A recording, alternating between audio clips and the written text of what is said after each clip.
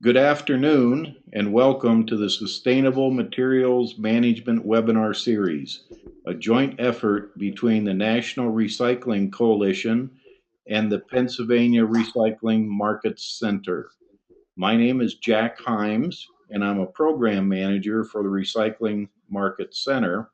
I will serve as the moderator today. And today I'm filling in for our usual moderator, Wayne Bowen, who could not be here today. We'd like to extend a special thanks to Bob Hollis of the Mobius Network for providing the webinar management software for this series, and Lisa Ruggiero of the National Recycling Coalition for providing technical support.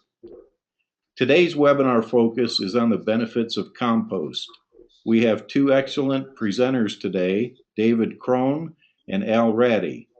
Following their presentations, we will conduct a question and answer session. If you have a question or comment, please use the GoToWebinar dialog box located in the control panel of your screen. You may also use the dialog box to request assistance if you are experiencing technical difficulties during the webinar. Please note that an edited version of this webinar will be made available for viewing via YouTube links on the National Recycling Coalition and the PA Recycling Market Center websites. And now I'd like to introduce our first presenter. Our first presenter is David Crone. Dr. Crone is an associate professor and waste management specialist in the Department of Environmental Sciences at the University of California, Riverside. A native of North Carolina, he earned his PhD in the Department of Biological and Agriculture Engineering from Cornell University in 1992. He studies how composts and other materials can best be used, whether as soil amendments, mulches, or fertilizers, to support plant growth while conserving soil, air, and water quality. Now I'll turn it over to you, David. Well, this talk is called Marketing Healthy Soils for Healthy Plants because people purchase compost. Most people purchase compost not to improve their soils, but to improve the plants that grow in their soils. But we're going to be talking about how compost benefits soils specifically, even though we're going to keep in the back of the mind, the reason that we're doing this is so that people have prettier environments and more productive gardens. This talk is going to proceed in two sections. I'm going to go really quickly through a lot of soil science in about 2 minutes, and then we're going to back up and go over it slowly. So if it looks like I'm going very quickly, it's because I am going through very quickly, and we are going to swing back around and go through things in detail. Now, when you think about soils and the reasons one might use compost, there are a number of factors that may come to mind. One is nutrients. Composts do contain nutrients. Nutrients are broken down into two categories. We talk in terms of macronutrients, which is nitrogen, phosphorus, and potassium. And we also talk in terms of micronutrients, which are trace elements. Composts contain both of these things and bring benefits to the soil. We also have a bunch of other soil properties that we talk about: organic matter, water holding capacity, the bulk density, structure, texture. In California, we talk about salts and EC. And I studied at Cornell. I got to California and never learned a thing about it because it really doesn't matter in the Northeast. And so we won't be talking about it too much today, but it's a really big deal down here. And then finally, pH. pH is the degree of acidity or alkalinity in the soil. EC, again, salts build up in arid climates and can make germination difficult or plant growth difficult. Basically, they slow down the uptake of nutrients into plants. Texture, you may be familiar with the texture triangle. We'll be talking about that. Bulk density, composts typically will decrease the bulk density of a soil, which is a desirable property. We'll talk about the structure of soils and how composts alter the structure of soils. and water holding capacity of soils. So that's what we're going to talk about, and here we go. How do compost benefit soils? Well, first of all, why do we compost materials? Why do we compost these residuals before we put them out in the land? We don't necessarily have to, but there are a lot of benefits that come with it. Principally, we compost to eliminate disease organisms.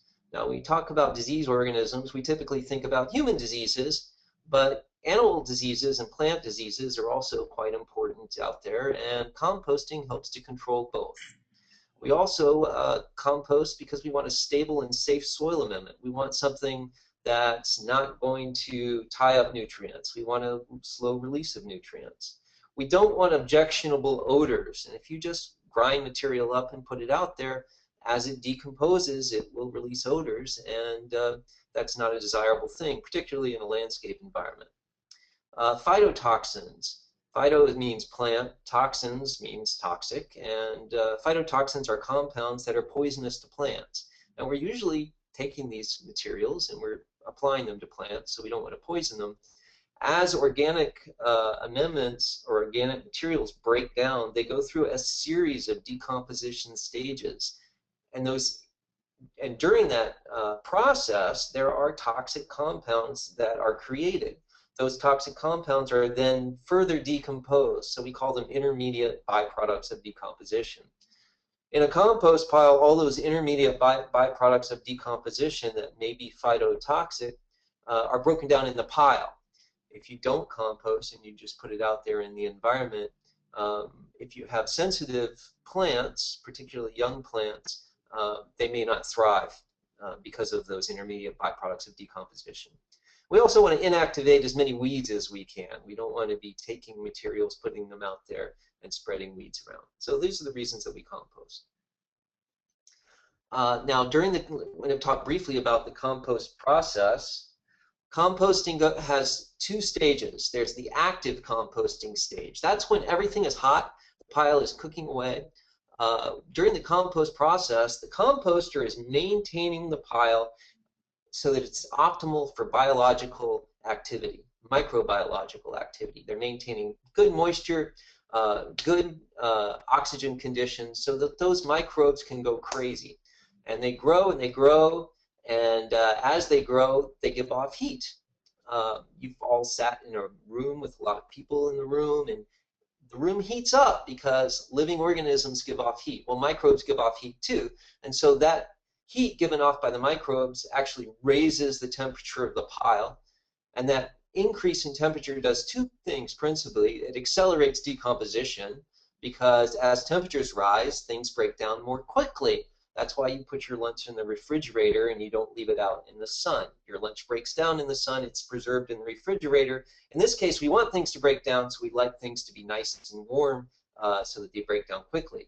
Also, those high temperatures in the compost pile eliminate those disease organisms. So that's very, very desirable. So the microbes are going crazy. There's a huge party going on in the pile. The microbes are reproducing.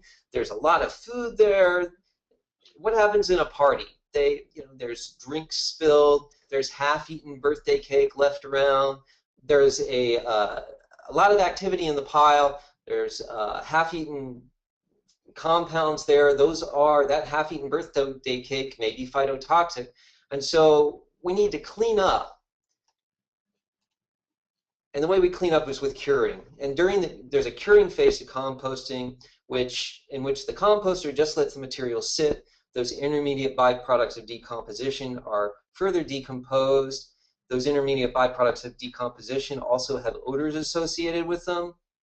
Again, they can be phytotoxic. So during the curing phase, we eliminate those odors, we eliminate those phytotoxins, we make sure that the nutrients that are in the pile are going to be available. All right, so compost. We're recycling material. That means we need to find a market for it. What are we marketing when we market compost? Well, we're marketing organic matter. And this is a map of the United States, and it shows where there's a lot of organic matter and where there's not much. You can see I'm down here, by the way.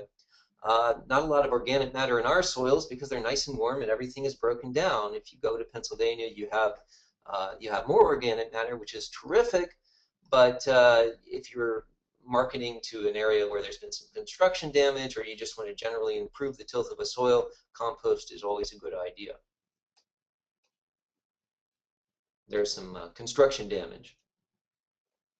So why does organic matter matter? Organic matter is decomposed living materials. So things that used to be alive that are breaking down or have broken down, that's organic matter. And it is the foundation of the ecology in the soil. That decomposing organic matter serves as food for fungi, protozoa, bacteria that then feed higher organisms such as nematodes, which are little tiny worms, and then insects, and then animals. But they're all deriving their food ultimately from this decomposing organic matter. And think about it. These microbes that are existing in the soil, they need that organic matter to live. So it's not a coincidence that they will transform the soil so that it's more productive. What are they eating? They're eating decomposing plant tissues. So if they can create an environment where plants thrive, they're going to have more to eat. So it is actually the activity of the microbes that are in the soil in response to the organic matter that improves the soil. It's not the addition of the compost itself, it's that ecology that results after you apply the compost that makes the difference to the soil.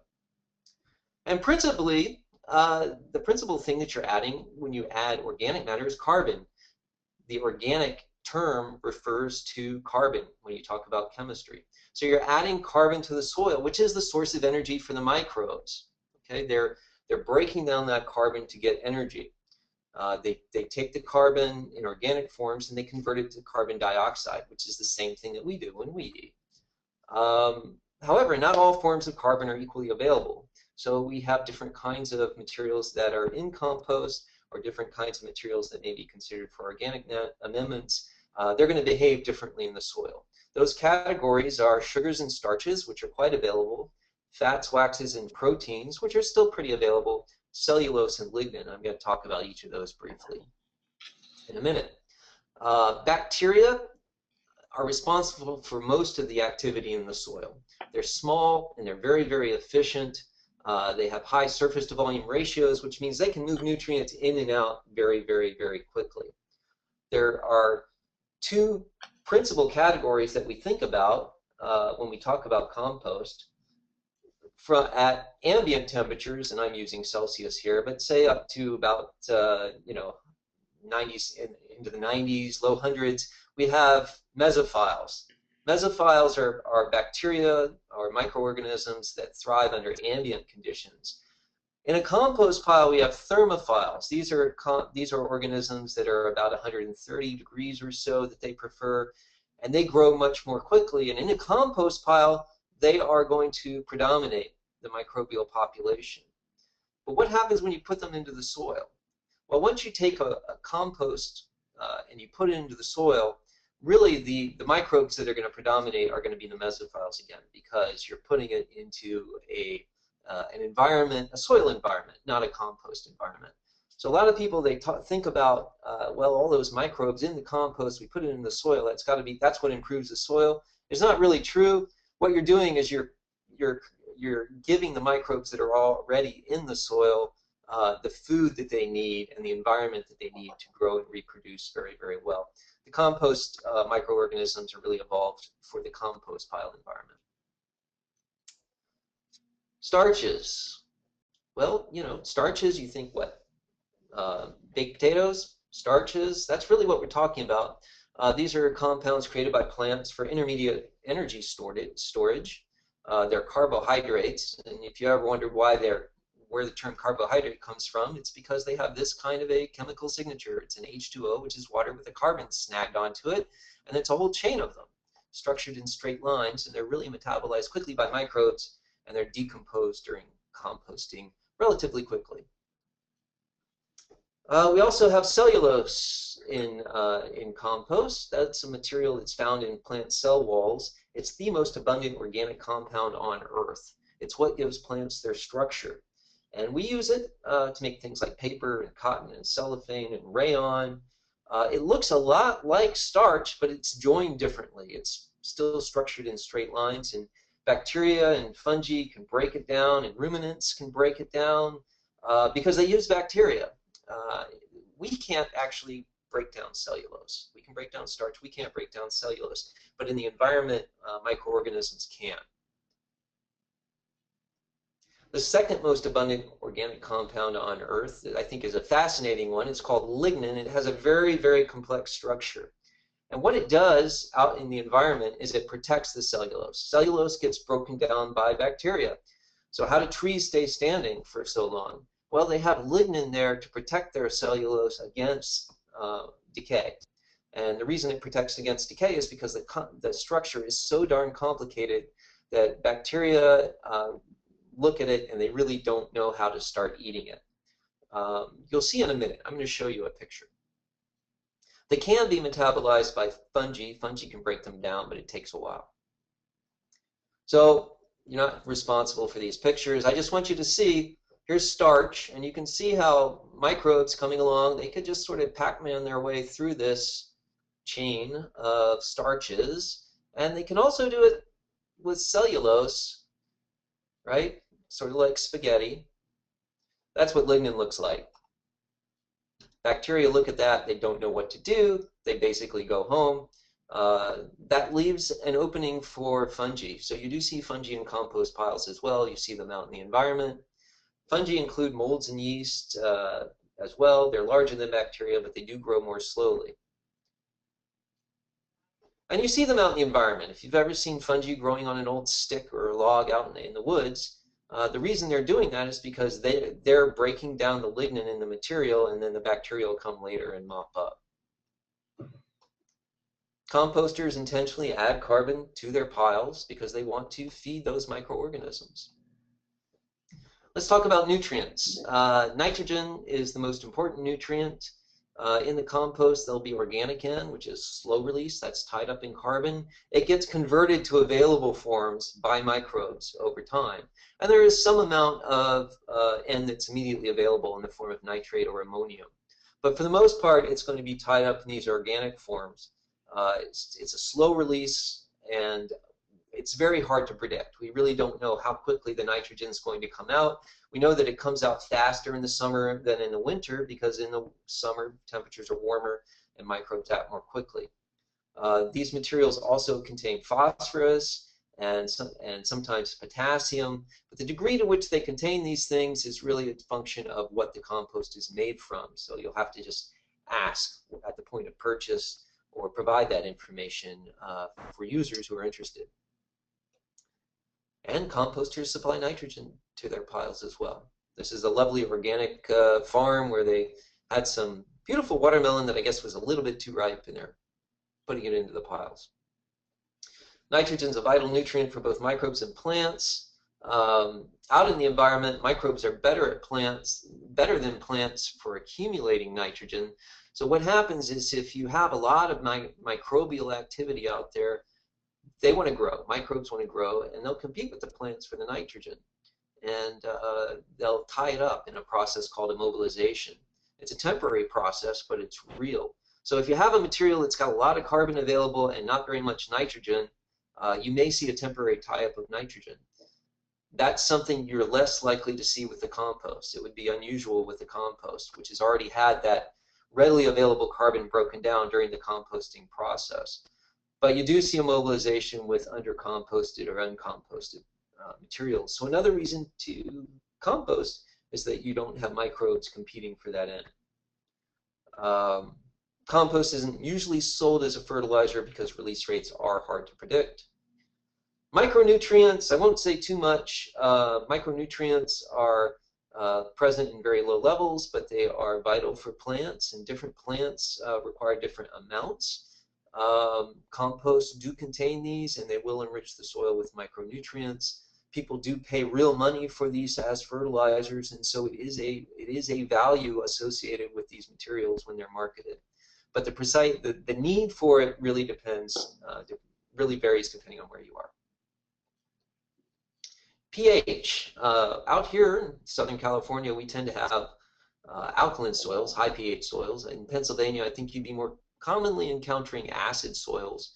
But regardless, compost acts as a buffer in soils, and so it will bring pH to a more neutral level of around 7. The pH of compost themselves, typically a little bit out on the alkaline side, 7 point something, but in the soil they do tend to create neutral alkaline conditions, which are the conditions that you want for most plants. Of course, if you have an acid-loving plant, like say an azalea, you need to take a look at that, because a compost will tend to bring the pH to a more neutral position. Salinity. Again, people freak out about salinity in Southern California. Salts do build up in the soils here. Why do they build up here and not in Pennsylvania? Because we don't have a lot of rainfall. And salts are rinsed right out of the soil very, very quickly if you have a lot of rain. And in the Northeast, there's enough rain to remove salts from soils. And so it's really not a market concern in Pennsylvania, I don't think. Although it's really the first thing people talk about out here. Texture. You may have seen the texture triangle. You've heard of loams or clays or sandy loams or silts. That refers to the size of the particles within the soil. And interestingly, the texture triangle doesn't look at organic matter.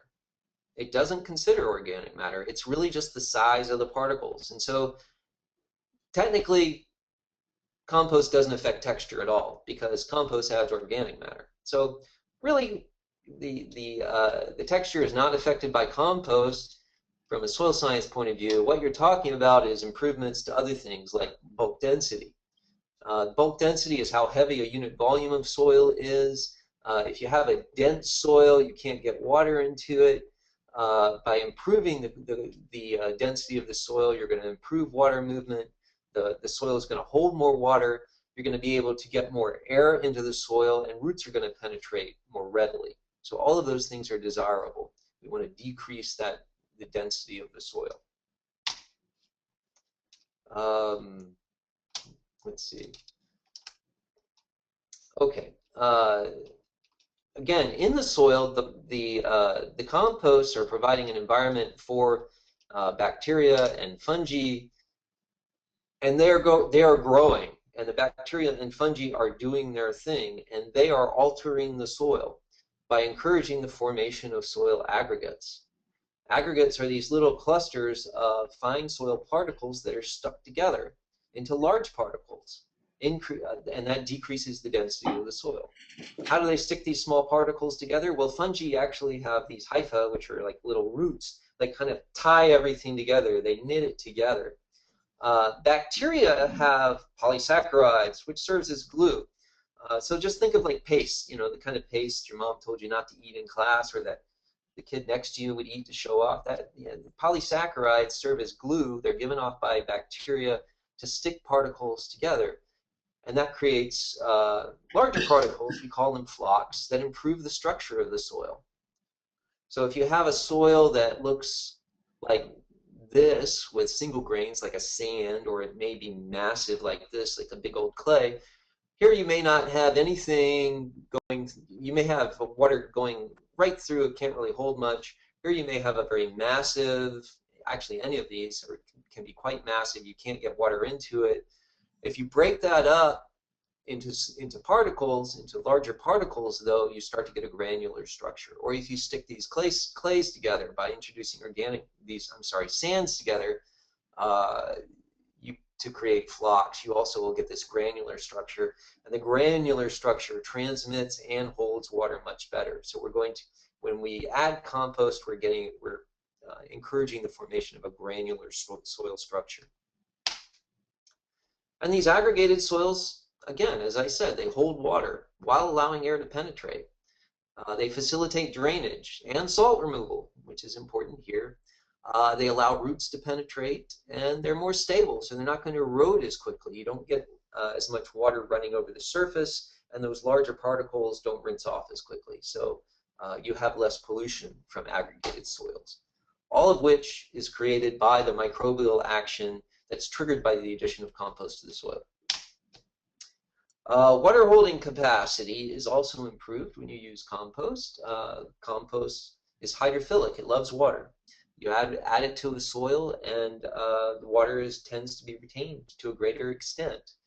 Um, the if you have a coarse sand that can't hold water and you add compost, it will hold more water. If you have a clay soil that can hold water but you can't get water into it and you add compost, it will hold more water. So compost is good for water management in all texture classes. All right, so your customers are coming to you and they're concerned. They've got a home, they've got an investment in something, and they're coming to you and they're saying, "How do I know your compost is going to benefit me?" And it's important to understand a little bit of the science that we've been talking about so that you can answer these questions. And if you look and sound like you are familiar with the basics of the soils and how compost impact them, you can resolve people's anxieties and make more confident customers. There's one more thing I want to bring up. This is news. It just is work that we did in our laboratory about a week ago. Got the results yesterday. It's an emerging issue that we're starting to talk about here in California, and I think it's probably important in other places. And that is that what's happening here is we have two strategies to dealing with green waste. We can compost it, or we can just chip it up or grind it without composting. And we're starting to look at the potential for compost to provide a further sanitary barrier against plant diseases. And if you are involved in promoting healthy landscapes, you don't want to be involved in spreading diseases around. So here is one disease that we just happened to look at last week. It's a Fusarium variety that specifically attacks the Canary Island date palm, which again, you probably don't see a lot in Pennsylvania, but it's a very, very important landscape tree here in California.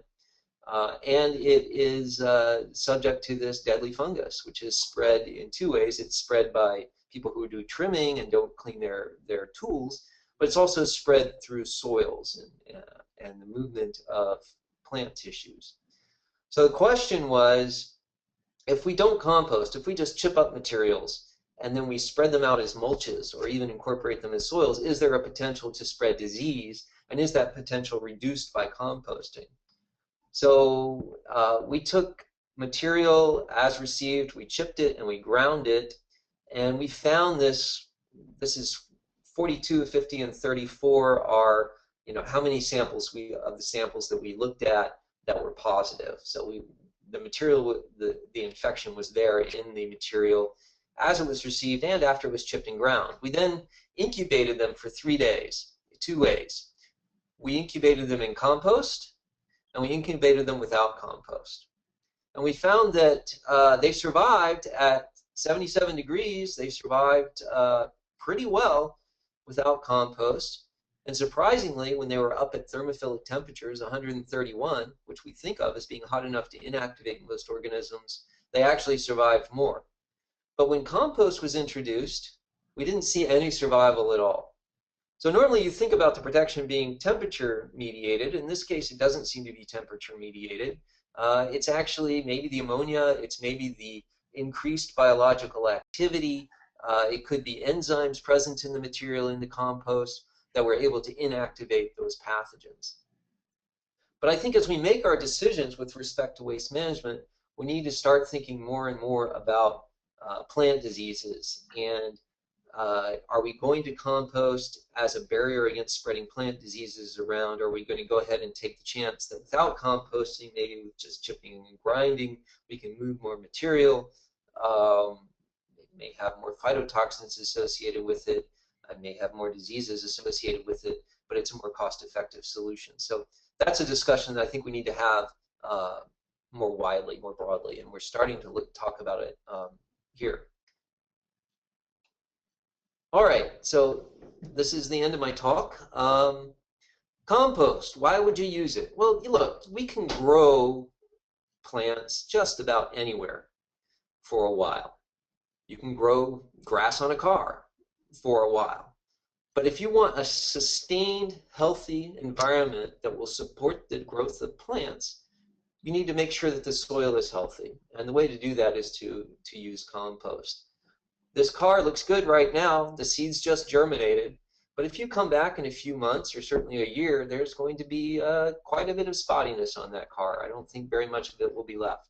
On the other hand, if you have a huge compost base there, a nice healthy soil, we can grow plants just about anywhere. So anyway, it's been a pleasure talking to you, and I think I'll be taking some questions later. Okay, thank you, David. That was a very good presentation, and I'm sure it will generate some questions. And to remind the audience, we're going to hold the questions till after the next presenter and then take all the questions in whatever time remains in the webinar. Now I'd like to introduce our second presenter, Al Ratty. Al has been working in the composting industry since 1981 and was an innovator in compost marketing development, communication, and product branding. He worked in private industry for over 20 years, building the Earth Life brand, which became synonymous with compost in the mid Atlantic states for many years. He has managed either directly or as a subcontractor the U.S. Composting Council's STA program since 2001. And now I will hand the program over to Al. Thank you very much, Jack, and thank you, David, for an excellent presentation. I always learn something new when I listen to you, and these couple of sentences here perhaps encapsulate in a layman's way some of the things that David talked about, that composting is recycling. It is taking organic materials that were being thrown in a landfill or an incinerator, being wasted, regenerating them into a product that regenerates the soil and regenerates the earth. So what I'll talk about here over the next few minutes will be, what do we do with this stuff?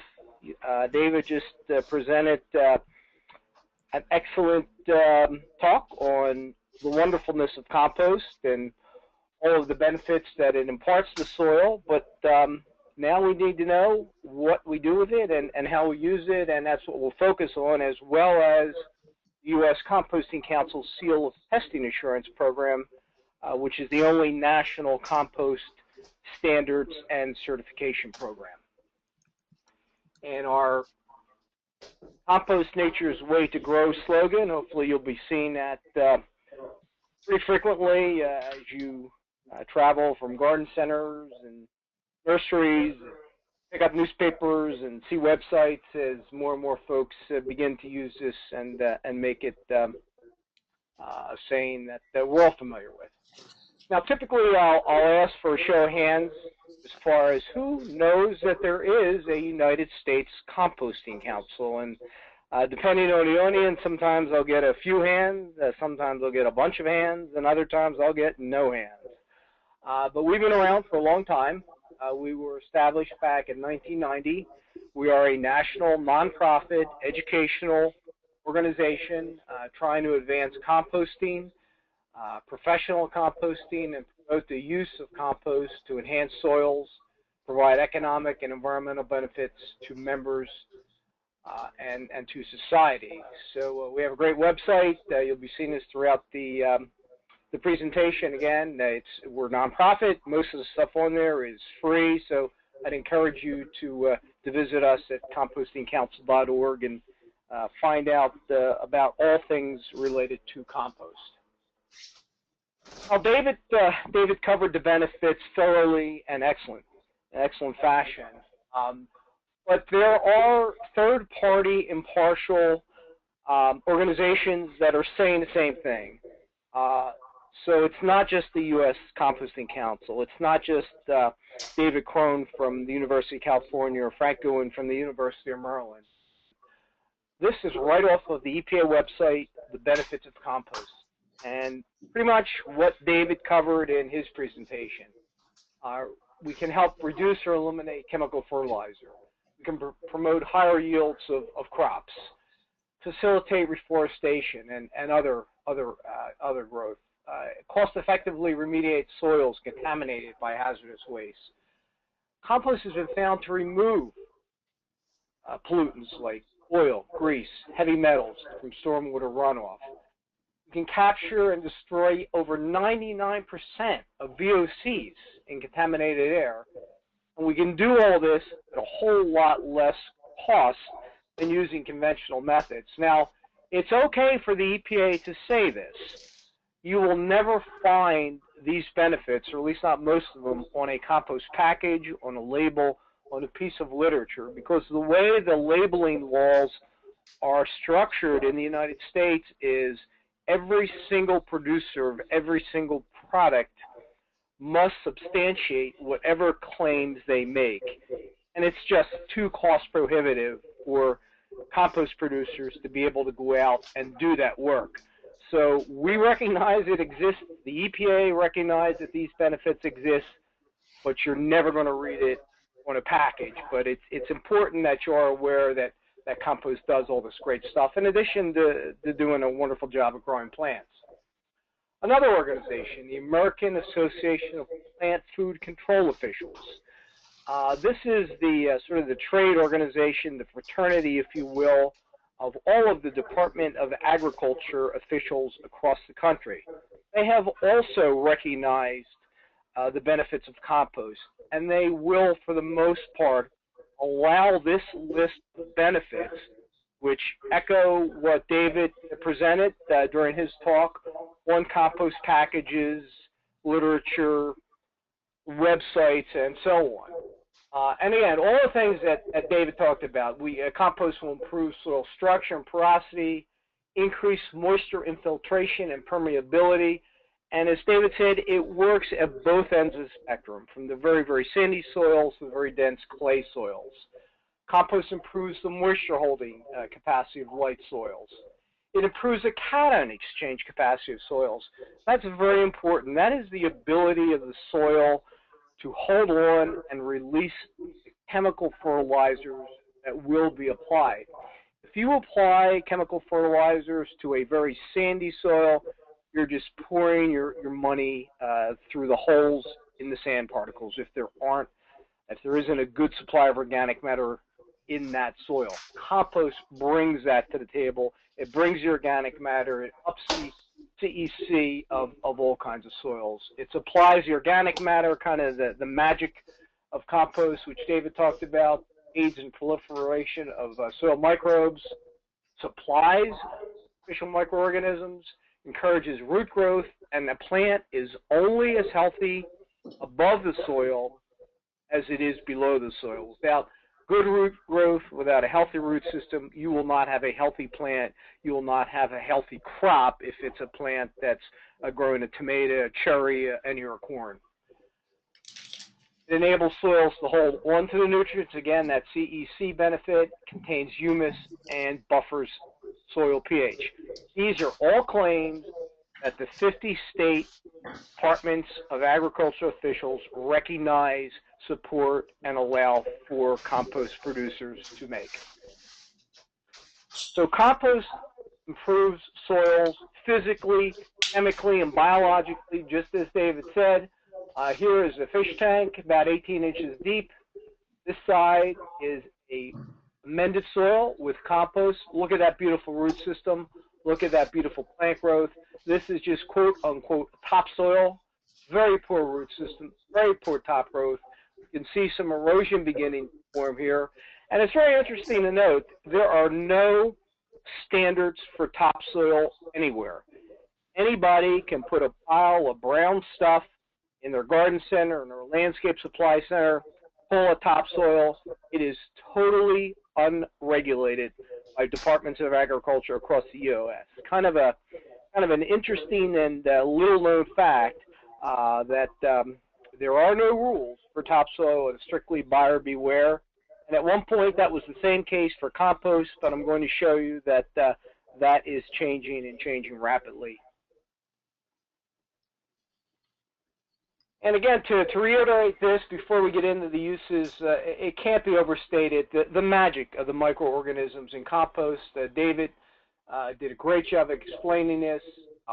They are the workforce of the soil. They break down toxic compounds. They assist mineral nutrient transformation, improve the soil structure, assist in disease control, which David showed in the last slide he presented. 60 to 80% of soil metabolism comes from microorganisms, and compost is just loaded with microorganisms. So this can't be overstated. This is what differentiates compost from a pile of topsoil, in addition to the nutrient content. And it doesn't hurt to review this one last time. So now that everyone is convinced and excited and ready to go out and run to the local garden center and pick up a bucket or a bag or a truckload of compost, let's look at what we do with this stuff. First and foremost, compost is not soil. It is not a soil replacement per se. It is a soil amendment. You will buy your compost, you will make your compost, and you will add it to the existing site soil, and you will transform that site soil. And again, regardless of whether it's a very, very sandy soil, a rocky soil, a dense red clay soil, you will transform that soil into organic matter rich, nutrient rich topsoil by adding some compost. You can use it as a soil amendment for growing turf, flowers, vegetable plants, any crop establishment.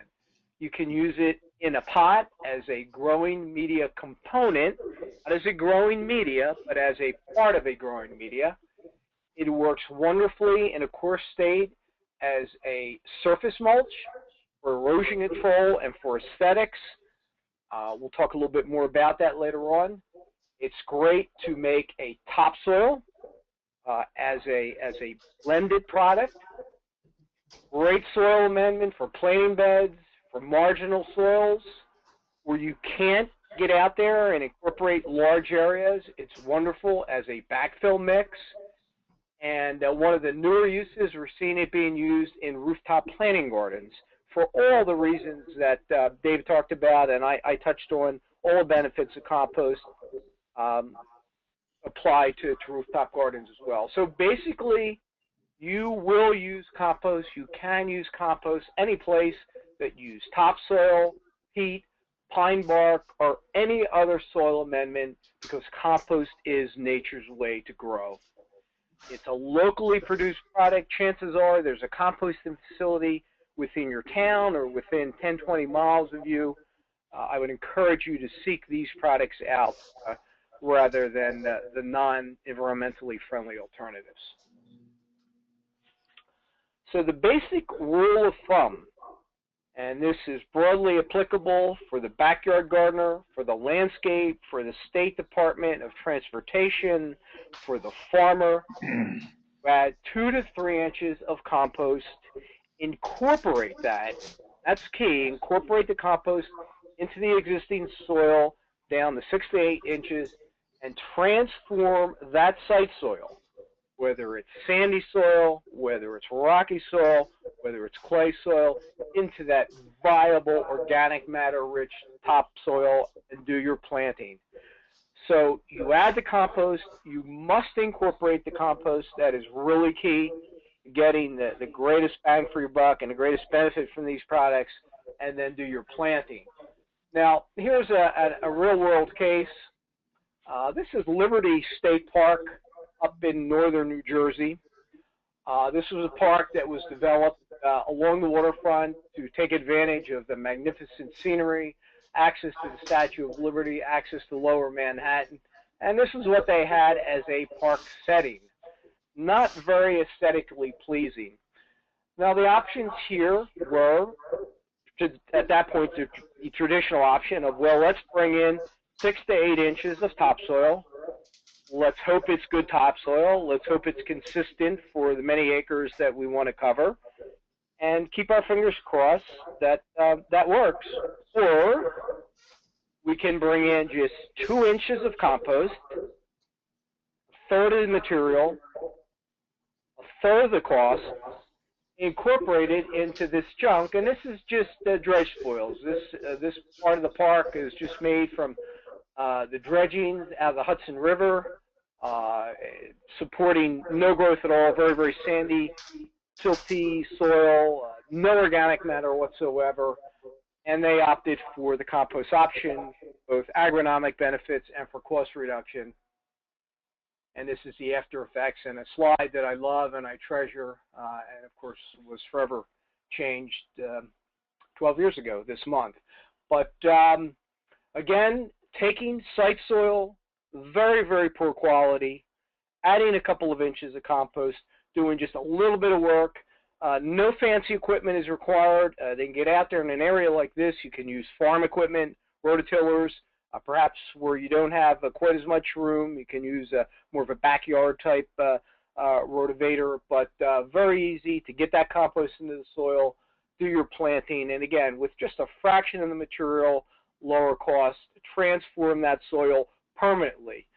Going back to David's example of the Volkswagen growing the grass, you know, try to plant the grass in that subsoil that was there with a bunch of fertilizer. Maybe you'll get fantastic growth for a few months, but then it'll go back to looking like what it was.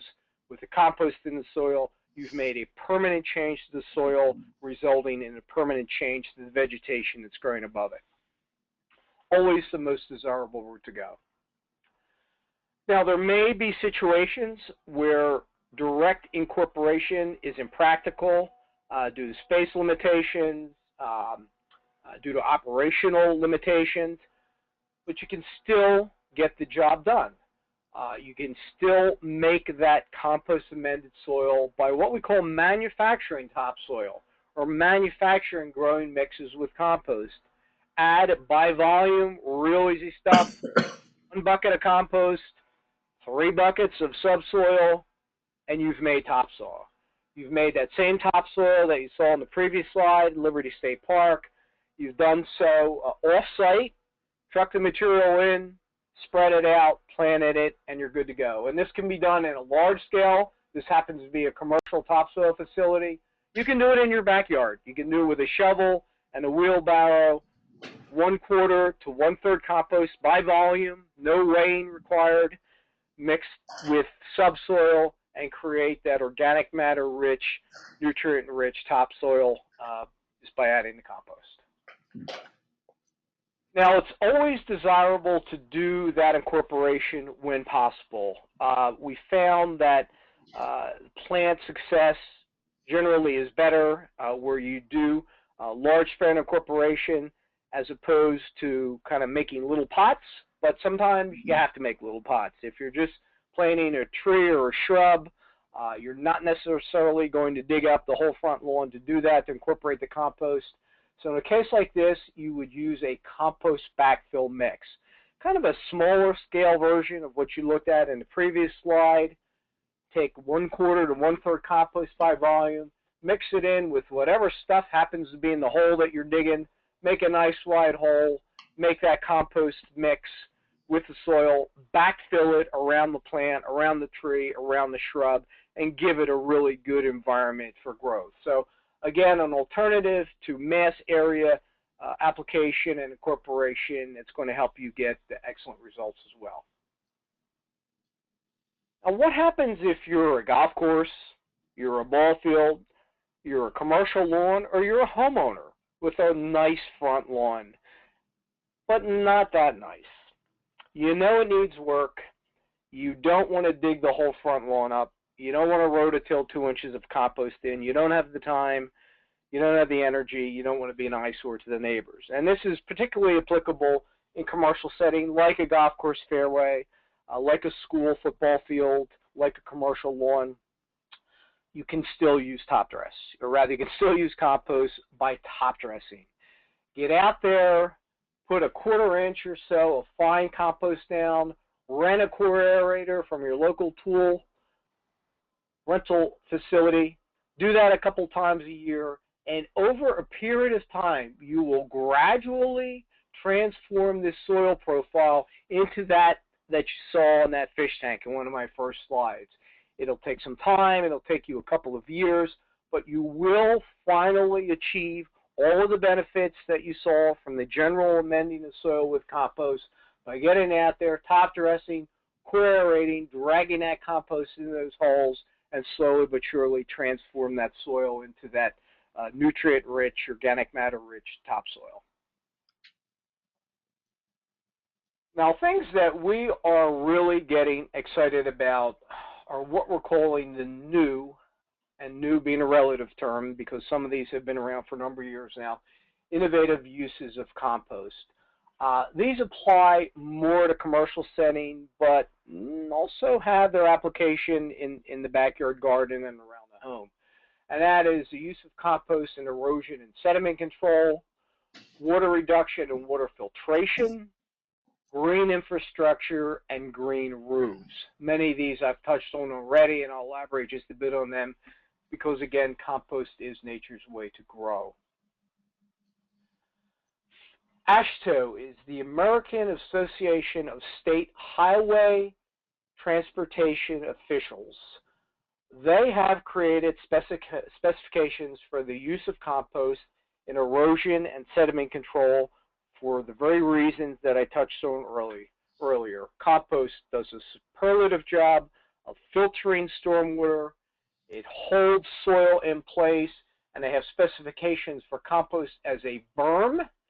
You've all seen the filter fences, the fabric filter fences around construction projects. You've all seen them knocked down. You've all seen them doing a poor job. Guess what? They can now be replaced, and there is a national specification for replacing them with a couple of feet of a coarser grade compost. The compost stays in place. The silt fence doesn't have to be torn up, taken to a landfill and disposed of. Once the compost has done its job, it's just bladed into the landscape as a top dress, and you've actually derived a couple of different benefits from using dirty water in, clean water out. Same thing on as a compost blanket. Put a couple of inches down. Coarser compost knits together marvelously. It stays in place. It holds the slope, and it does all kinds of wonderful things, and we'll talk a little bit about that. Some research out of Ohio State for compost use as a soil erosion and sediment control product.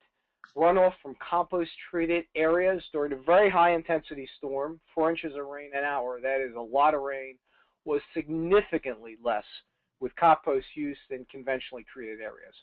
Runoff from compost-treated areas was delayed by an average of half an hour or more.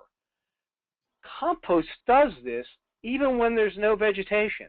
And that's really an amazing thing. Permanent erosion control is achieved through the establishment of vegetation. Iowa State, other entities, practical applications have found that compost achieves the same result even when nothing's growing. It's just a marvelous product. This has now become the largest use of compost in the United States. Departments of Transportation are using compost for erosion and sediment control far more than they are for growing plants. Total nutrients and metals in the compost-treated areas were significantly less than in topsoil-treated areas. We talked about this earlier. Compost's ability to act as absorbent and a filtration agent. Compost-treated areas produce as much cover crop per acre with less weed growth than conventionally treated areas. And if you want to learn a lot more about this, here's a great website. Lots of information for those of you interested in compost use for sediment and erosion control. We're seeing other agencies begin to specify compost for all the reasons that we talked about and more. The U.S. Green Building Council has a program called LEED, which awards points for sustainable facilities, sustainable buildings. The American Society of Landscape Architects has a program called the Sustainable Sites Initiative, which is the same kind of concept, only applied to landscapes. They both have many, many references to compost, and they both offer what they have a point system, each program that awards points for doing different parts of the project. And this slide, which is intentionally very, very busy, gives you a sense of where compost surfaces in each one of these national programs. No need to read all these. You can go to the LEAD website. You can go to the Sustainable Sites website. But all of these different applications, compost can be used, credits can be derived for all of the benefits that we talked about so far, using locally produced compost instead of importing packaged peat moss from Canada, instead of ripping up a farm field, stripping topsoil of questionable quality and consistency, use the locally available. So again, you can access this either through the LEAD or the Sustainable Sites websites. Some real new and cutting-edge specifications that we're beginning to see, and again, to those of us in the industry, incredibly exciting, is that compost/organic matter requirements are beginning to appear around the country and state and local rules, B&P, and ordinances for water retention, filtration, and erosion controls. Some of the specs flat out say compost. Others give you the choice of compost or organic matter. Where's your organic matter going to come from other than compost? I don't know. But the Washington State Department of Ecology, Soils for Salmon Program, Oregon Department of Environmental Quality, Denver Water Authority, again, all these, you can look on their website. If you're going to build a new home within the Denver Water Authority area, you will put compost around your home, period. You will sign an affidavit to that effect because of the water holding and the water filtration qualities that compost imparts to soil. LEAD and sites, we just looked at that, and more of these are coming. Again, this is really cutting edge stuff. Very, very exciting to those of us in this industry that compost is really beginning to be recognized for all of the great benefits that it brings to the soil, brings to the plants, and ultimately brings to us.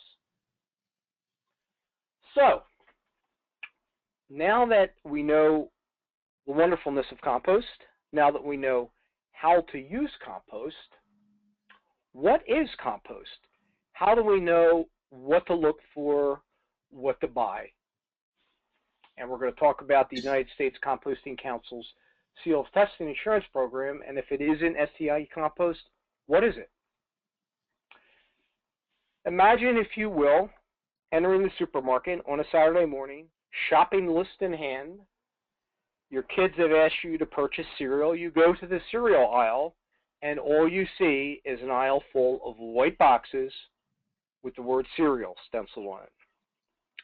No identification of the product, no use directions. You don't know whether to cook it, put milk in it, feed it to the cat. No nutrient statement, just cereal. Let's take that a little closer to home. You're going to the garden center. You want some lawn fertilizer. Same scenario. An aisle full of white bags, fertilizer. No NPK statement, no use directions, no feedstock information. I mean, both of those are ridiculous. Yet, unfortunately, that is how most compost used to be sold, and much compost is sold today.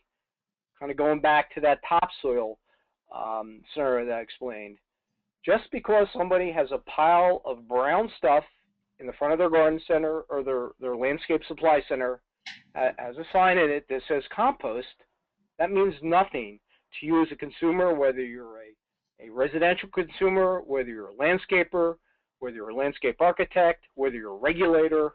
It means nothing. It is just an undefinable word. That is where the Seal of Pest Insurance Program come into play. We as an industry recognize that this was a huge fault within our industry. Anybody could sell anything as compost, and it was totally buyer beware. The Seal of Pest Insurance Program, the STA program, was developed in 2000 for this reason alone. It is a national, independent, third-party compost testing and information disclosure program, employing standardized testing practices specific to compost by independent labs across the country. It is not a standards program in its pure sense, other than there are standards for health and safety. And I'll talk a little bit about that. The idea and the goal is to help compost end users, again, be it consumers or professionals, buy the product that they require for their project. It's to help assure that the compost users know the characteristics of the products that they are buying, and ultimately to improve the overall satisfaction with the use of compost.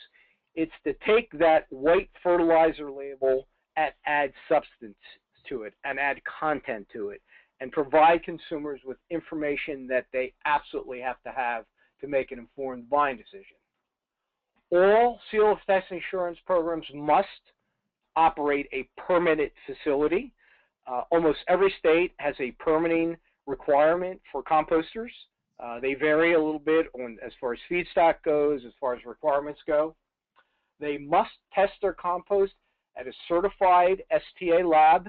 These are independent labs, no affiliation with the United States Composting Council. They're managed by Colorado State University, and they must test their compost anywhere from quarterly to monthly, depending on production. Production was determined by a group of scientists who came up with a schedule based on finished product production. They must create and distribute specific compost use directions. Hey, there's a novel concept. Tell the consumer how to use your product. And these directions must contain either volume-based or depth-based directions on how much compost to use in a given application. Have to provide an accurate statement of feedstock materials. Are you purchasing manure-based compost? Are you purchasing yard trimmings-based compost? Food scraps compost? Biosolids compost? You need to know that. You may have bias one way or another. You need to know what's in the material that you're buying. And provide a seal of test insurance and STA compost technical data sheet to all who request it. And I'll show you what that looks like here shortly. All STA composts must meet the EPA standards for Class A exceptional quality compost. These were developed back in the early 1990s. They were developed initially and primarily for biosolids compost. So they're taking kind of a, if you will, a most extreme case that folks are more concerned about than say a yard trimmings compost. And Class A exceptional quality basically means there's no record keeping beyond the point of production. You can take that compost, you can put it on your backyard cabbage plants for the rest of your life. You can eat those plants every day, and EPA has determined you will never have a problem. So essentially, the EPA or the STA program is designed to treat compost exactly the same way as anything else you buy, giving you information, giving you content, giving you directions, giving you feedstock. People need to know what they're buying. The STA program was designed to do just that. Some current program stats, just to let you know where we stand. We currently have 193 companies in the program, 261 products, almost 8 million cubic yards of compost are currently enrolled. 35 states currently have STA participants, and there are 13 labs in the United States that are currently certified to test for the characteristics. And where are they? Well, they're all over. These are the states. Interestingly enough, the states with the asterisk next to their names, next to their abbreviations, are states where a state agency requires that the compost producer participate in the STA program for all the reasons that I just mentioned in order to sell their product, in order for a Department of Transportation to buy their product. And we're seeing this with greater frequency, both at a state governmental level as well as at a private landscape architect, landscape designer level. So this is exciting stuff. It protects the consumer. It allows them to make an informed buying decision. These are some of the state agencies that are requiring STA composts only, predominantly departments of transportation. As I said, right now the DOTs are using more compost than any other single market segment. And we also have a number now of state regulatory agencies that are beginning to require that compost be tested. And that compost be tested in this program, which again is the only national compost testing program in the United States. And this is what the Compost Technical Data Report looks like.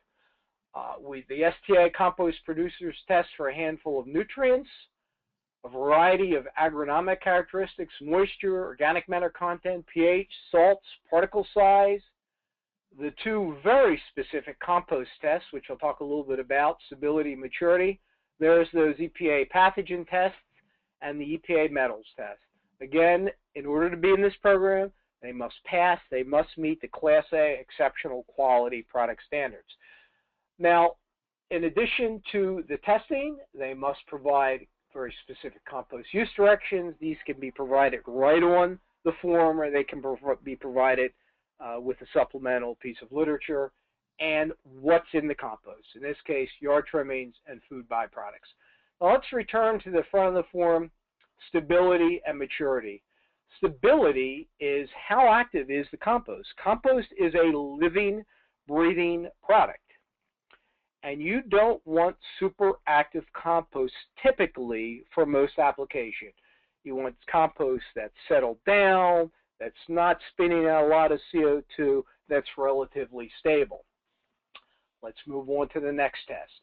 Everything else can be great, but if the maturity indicator is not great, and we're looking for numbers similar to what you're seeing here, at least 85% or above, you have to question the compost. What we do in the maturity test is the labs actually germinate seeds in the first part of the test compared to an inert control, and then they actually grow the seedlings out, again, compared to an inert control.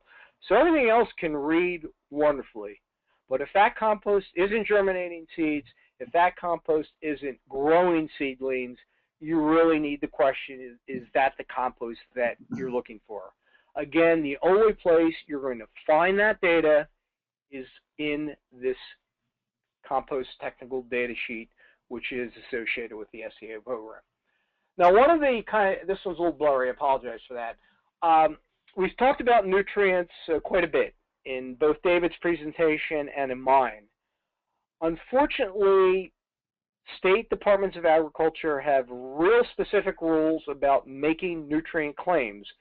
So you're not going to see a lot of composters make those nutrient claims because the registration process, the reporting process, and the variability within a compost pile is such that it's not necessarily the best business decision. So they will get 2 compost technical data reports from the SCA lab, either one with nutrients or one without nutrients, because they can register the products, the compost, as a soil amendment, making no nutrient claims, perfectly legal, perfectly valid with state departments of agriculture, and this is the report you would get. All those other tests are there, health and safety tests, pathogens and metals, stability, maturity, all the agronomic characteristics.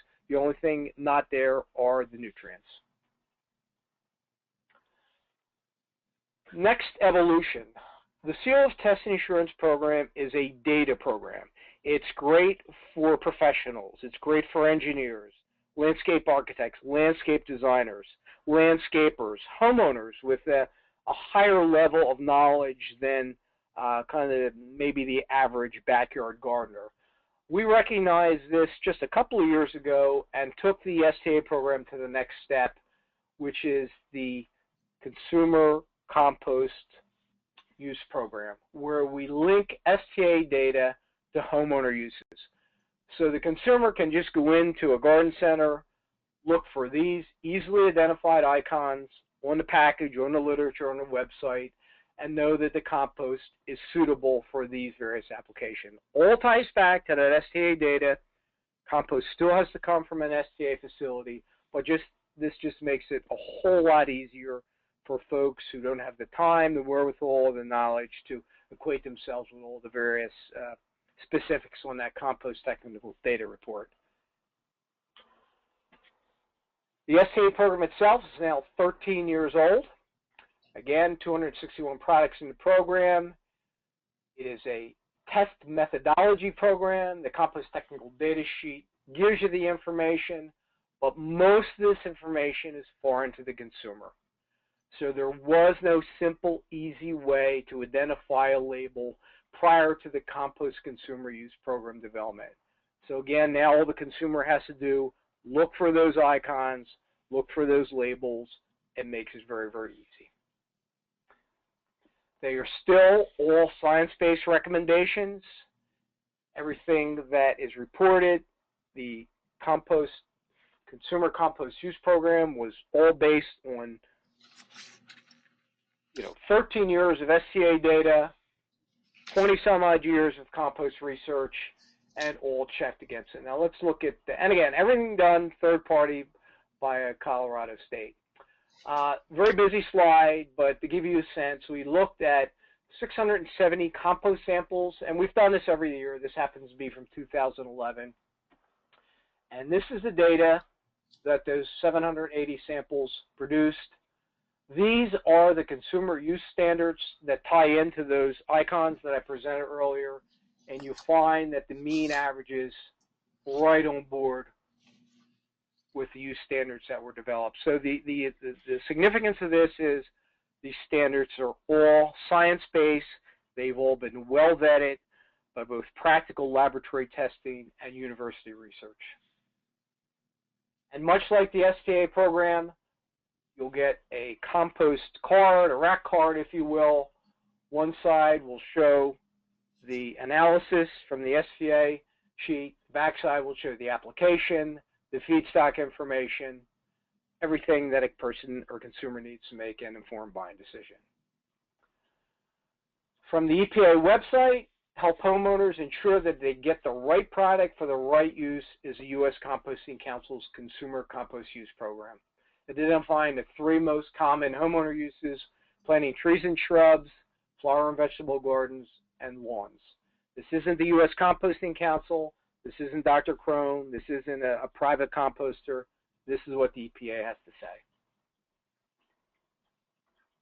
So with that, I'll end with a commercial message. We do have a magnificent annual conference. This year will be in Oakland, California, January 26th through 29th.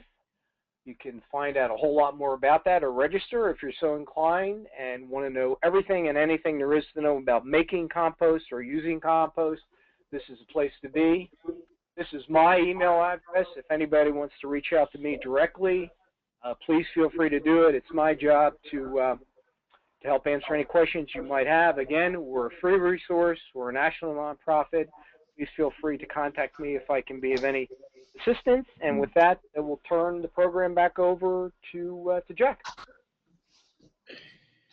Well, thank you, Al. That was a very interesting presentation and very thorough. And I think both presentations